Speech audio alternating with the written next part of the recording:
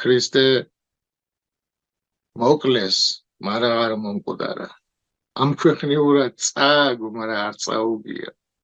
იმიტომ რომ აი ჩვენ დააკვირდით ხა წმინდა გიორგი ვინ არის? აი გიორგობა იყო. ხო და ვადიდებთ წმინდა გიორგის. ვინ არის წმინდა გიორგი? წმინდა გიორგი ის არის, ვინც მოკლეს. მაგრამ არ მომკვდარა, ჩვენ ვამბობთ, ჩვენ არ გვინახია რომ წმინდა გიორგი არ მომკვდარა, მაგრამ ვიცით რომ არ მომკვდარა, წამს ჩვენ მას ვევედრებით ის გვეწევ. წმინდა ბარბარე ვინ არის? ბარბარე არის ახალგაზრდა რომელიც მამამ მოკლა.